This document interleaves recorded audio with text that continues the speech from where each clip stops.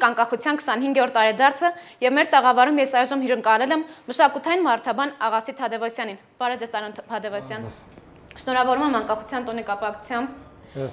Պարոն Թադևոսյան, խոսում ենք անկախության մասին, սակայն պետք է արձանագրենք, որ անկախության տոնը այդպես չի դառնում համահայաստանյան, համաժողովրդական։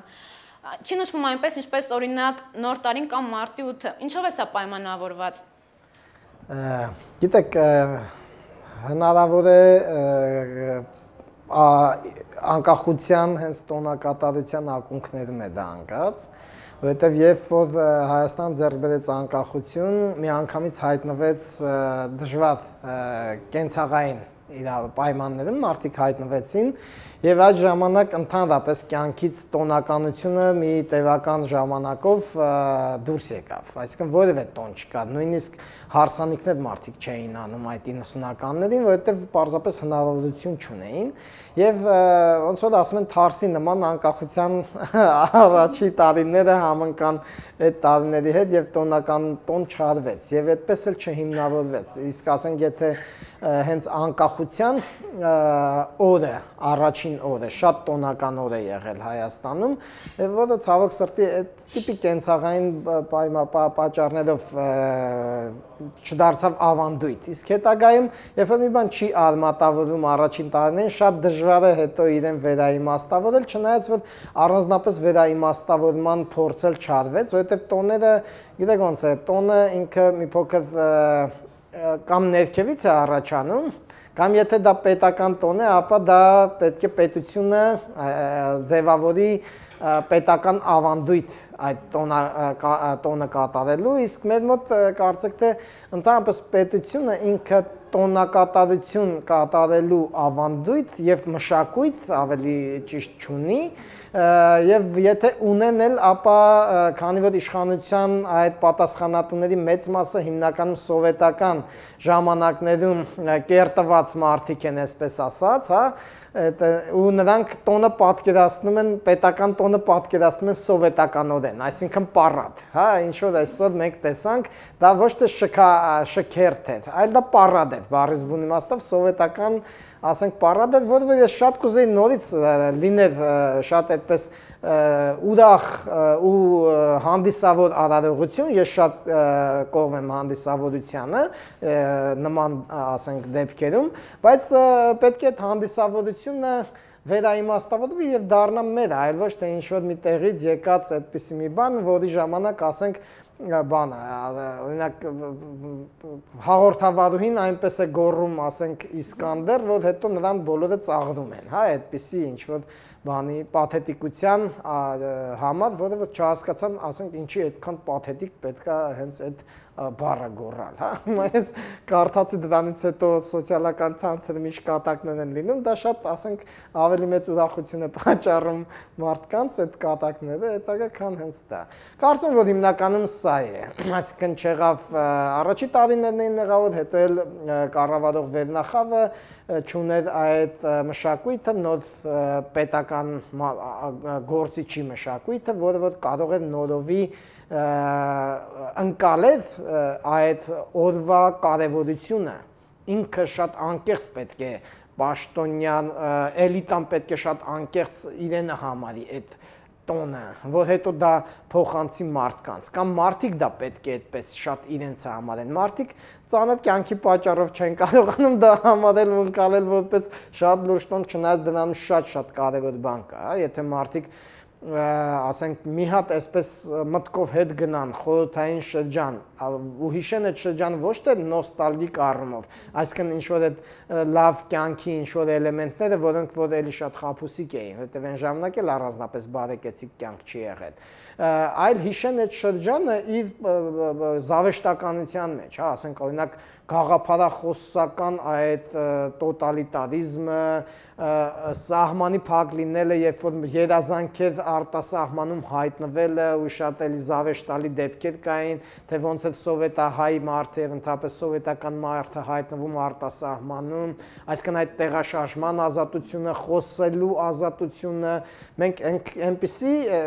ես չեմ ուզում չափազանցնեմ, պաթետիկ ասեմ, բայց այնպիսի գանձեր ունենք այսօր բառից բուն իմաստով, անկախության շնորհիվ,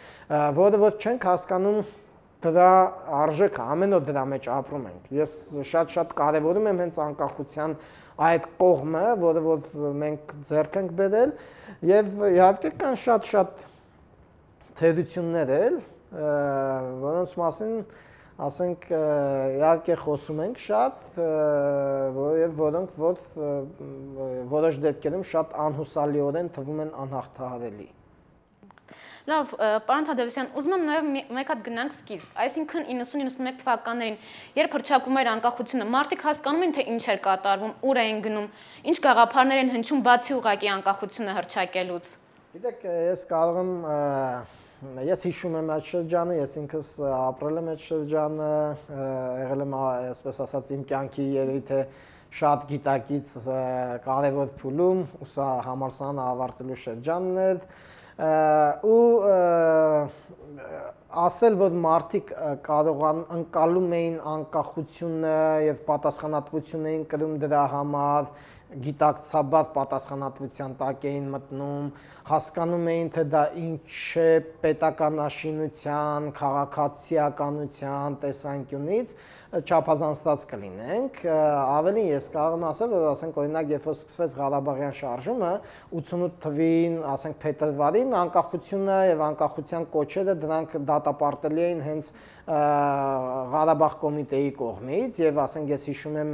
դեպքեր, երբ այդ անկախության կոչը կամ եռագույն դրոշ հրապարակ բերելու համար, ասենք մարդկանց այնտեղ ուղղակի շատ կոպիտ ձևով վարվեցին նրանց հետ եւ սկզբնական շրջանում անկախության կողմնակիցները մարգինալ դեր ունեին եւ հավաքվում էին Սպենդիարյանի արձանի հետևի մասում այդ ամբողջ հրապարակում եւ այդպես մի փոքր ոնց որ համքարական խումբ էր այնտեղ, հա, համակիրների խումբ էր, որը հետագայում ասենք քիչ-քիչ սկսեց եւ մարդիկ սկսեցին սովորել եռագույն դրոշին, որտեղ սկզբում օրինակ կային մարդիկ, ովքեր որ դրոշ կպցնում էին, բայց դա կարմիր կապույտ կարմիրն էր, այսինքն սովետական Հայաստանի դրոշն էր, բայց էլի սեփական դրոշի այդ գաղափարը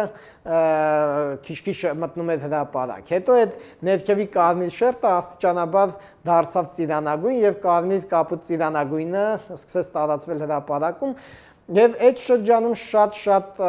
ուժեղ էր անկախության սիմվոլիզմը եւ միֆականությունը, այսինքն մարդիկ անկախությունը ընկալում էին, այդպես ասած, մի բան, այդ կորուսյալ արժեքի վիճակն էր մարդկանց մոտ, որը որ դաստիարակվել էր սովետական սերնդի մոտ, սովետական նացիոնալիզմի կոնտեքստում, սովետական դասագրքերով, հայ ժողովրդի պատմության եւ սովետահայ վիպագիրների, ասենք օրինակ Տերենիկ Դեմիրճյանի եւ սովետական շրջանում նաեւ մինչ սովետական շրջանի որոշ այդպես ազգային խնդիրը կարևորող պատմաբանների դպրոցում, ասենք, չափից դուրս կարևորմամբ։ Եվ այդ ամեն ինչը ձևավորել է նաեւ այդ առասպելական ընկալումը կոչված անկախ պետականության, որը որ ավելի շատ հայացք է դեպի հետ, քան հայացք է դեպի առաջ։ Եվ հենց մեր այդ անկախության ձեռքբերման շրջանում հայացքը դեպի հետը կարևոր է իհարկե ինքնության այսպես ասած հիմքերը դնելու առումով, բայց հայացք դեպի առաջի համարյա թե լիովին բացակայություն է այդ շրջանում, այդ տարիներին, խանգարեց այդ հիմքի վրա սեփական ինքնությունը որպես պրոգրեսիվ, այսինքն որպես զարգացող, առաջընթացի ձգտող ինքնություն ձևակերպել եւ իհարկե այդ շրջանում ձեր այդ հարցադրման զգալի դեֆիցիտ կար, հա, ասենք, ընկալման այդ որպես մի բան, որը որ մեզ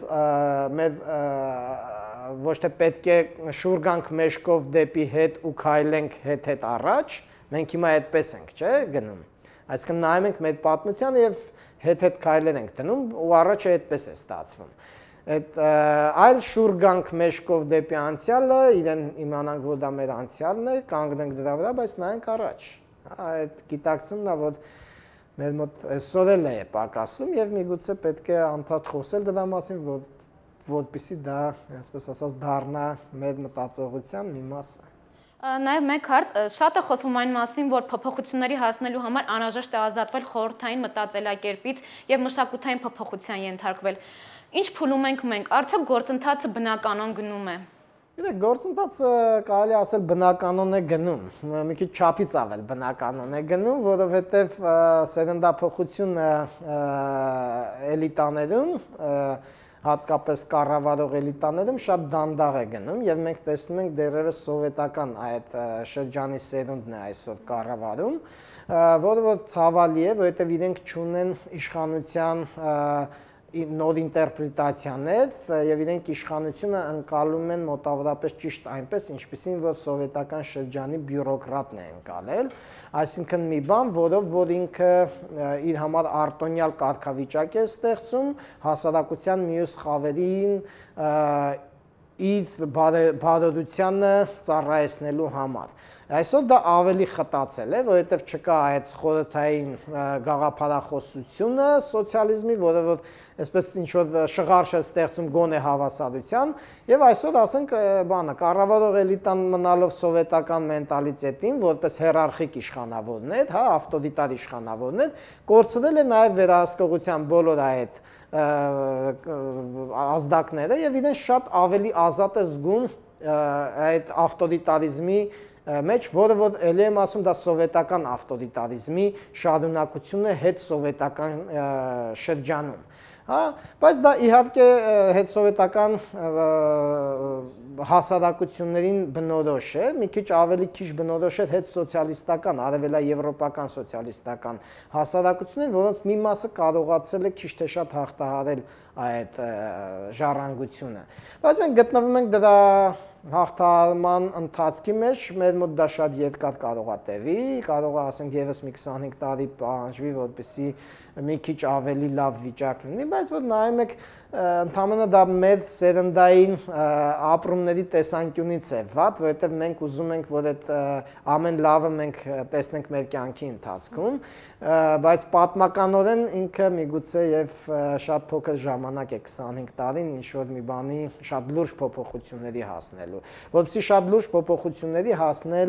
հասնեինք, մենք պետք է լինեինք պրոգրեսիվ ազգ, այսինքն առաջադեմ ազգ, ինչը որ չենք։ Այսինքն պրոգրեսը մեր համար արժեք չէ եւ արժեք է հասարակության մի փոքր խմբի համար, ովքեր էլ հասարակության մեծամասնության կողմից, ովքեր որ իրենց համար արժեք են համարում գյուղագերշկական ազգայինի այդ ժողովրդական ավանդույթը, այլ ոչ թե ազգային ավանդույթը, որովհետև մեր ազգային ժողովրդականը գերշկական է ավելի շատ,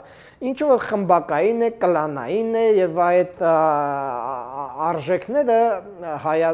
ազգային կլանայինի տեսքով, հա, այդ գյուղականի, գերշկականի տեսքով, ագրարայինի տեսքով խանգարում է մեր մեջի եղած այդ պրոգրեսիվ հատվածին դառնալ էլիտար հատված, այսինքն լոկոմոտիվը, որը որ արդեն կարող է պրոգրեսիվ դարձնել նաև մեր հասարակությունը եւ հասարակության տանել առաջընթացի ուղով։ Ցավոք սրտի այսօր մենք տեսնում ենք, որ որոշ պայքար կա եւ լավ է, որ արդեն պայքար կա, բայց ցավոք սրտի մենք դեռևս երևի թե տարիներ են պետք, որ այդ փոփոխությունը ունենանք հասարակության ներսում եւ հասարակության առավել օժտված հատվածը դառնա էլիտան, այլ ոչ թե առավել, այսպես ասած, սեփական գրպանին նայող այդ գողաավազակային կոռուպցիա, սովետական կոռուպցիոներական այդ ոսկրացած մտածողությունը կրողների այդ սերունդը դառնա էլիտա, բայց ամեն դեպքում մենք պետք է հաշվի առնենք, որ սովետական, հետսովետական հասարակություն են եւ այդ մարդկանցից, ասենք, առայժմ պետք է իրանց դեռևս որպես բեռ կրենք, մինչև որ իրանցից կազատվենք եւ բնական եղանակով, այսինքն իրենք կմեծանան, քիչ-քիչ կգնան այս աշխարհից, հա, եւ ասենք նաեւ քաղաքական հասունացման եւ քաղաքական ու քաղաքացիական պայքարի եղանակները։ Լավ, պարոն Թադևոսյան, շնորհակալություն։